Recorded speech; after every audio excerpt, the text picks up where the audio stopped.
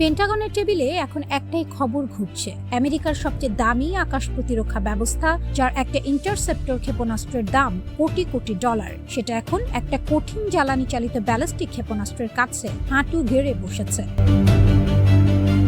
খাইবার শেকা, ইরানের তৈরি। আর এই নাম শুনলেই মার্কিন সামরিক মহলে এখন ঘাম ঝরে, কারণ এই ক্ষেপণাস্ত্রটা জানে কিভাবে মার্কিন রাডারের চোখে ধুলো দিতে হয়, জানে কিভাবে প্যাট্রিয়ট আর থার্ডের মতো বিলাসবহুল সিস্টেমকে বোকা বানাতে হয়। আর সবচেয়ে বড় কথা, এই মিসাইল জানে কিভাবে একটা সাম্রাজ্যকে তার নিজের খেলায় হারাতে হয়।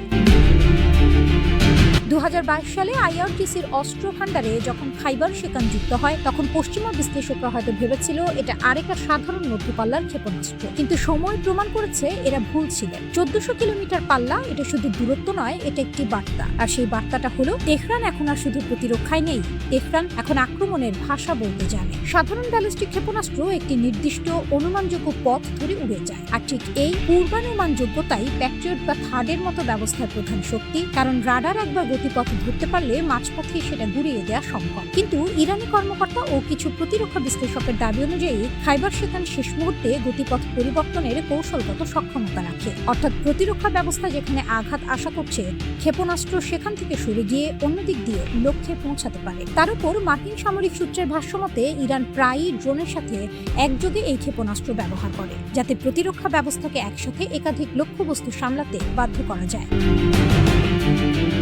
কঠিন জ্বালানি প্রযুক্তিও এখানে বড় ভূমিকা রাখছে। তরল জ্বালানি চালিত ক্ষেপণাস্ত্রে উৎক্ষেপণের আগে জ্বালানি ভরতে হয়, যাতে সময় লাগে আর প্রয়োজন হয় বাড়তি জনবল ও সরঞ্জাম। কঠিন জ্বালানির ক্ষেপণাস্ত্র সেই ঝামেলা ছাড়াই দ্রুত ছোড়া যায়, আর মোবাইল লঞ্চারে চড়িয়ে দ্রুত স্থান বদলানো যায়। শত্রু নজরদারির চোখ ফাঁকি দেওয়ার এক কার্যকর কৌশল। এখানে সামরিক সমীকরণের পাশাপাশি জড়িয়ে গেছে অর্থনীতির হিসাবে। ইরানের এক একটা আক্রমণাত্মক ক্ষেপণাস্ত্রের তুলনায় মার্কিন প্রতিরক্ষা ব্যবস্থার এক একটা ইন্টারসেপ্টর ক্ষেপণাস্ত্রের দাম বহুগুণ বেশি। প্যাট্রিয়ট বা থার্ডের ইন্টারসেপ্টর অত্যন্ত ব্যয়বহুল, ফলে তুলনামূলক সস্তা আক্রমণাত্মক ক্ষেপণাস্ত্র ঠেকাতে গিয়ে দীর্ঘমেয়াদী সংঘাতে যুক্তরাষ্ট্রকে গুনতে হতে পারে বিশাল আর্থিক মূল্য। এটা এমন এক লড়াই যেখানে সস্তা অস্ত্র দিয়ে দামি প্রতিরক্ষাকে ক্লান্ত করে ফেলার কৌশল কাজ করতে পারে। ওয়াল স্ট্রিট জার্নালের প্রতিবেদনে বলা হচ্ছে, এক মার্কিন সামরিক কর্মকর্তা স্বীকার করেছেন, ইরান এখন ড্রোনের পাশাপাশি ক্ষেপণাস্ত্র ব্যবহার করে হামলা চালাচ্ছে, একসাথে একাধিক লক্ষ্য। আকাশ প্রতিরক্ষা ব্যবস্থার উপর চাপ, আর এই চাপের নিচে কি হচ্ছে? মার্কিন ঘাঁটিগুলোতে টিকে থাকা কঠিন হয়ে যাচ্ছে, কারণ প্যাট্রিয়টের একটা ইন্টারসেপ্টর ছোড়ার খরচ কোটি ডলার, আর ইরানের একটা ক্ষেপণাস্ত্রের খরচ ভগ্নাংশ। এই হিসাবটা যখন যুদ্ধ দীর্ঘ হয়, তখন ব্যাংক ব্যালেন্স না, সামরিক কৌশলই জয়ী হয়, আর সেই কৌশলে এখন ইরান এগিয়ে।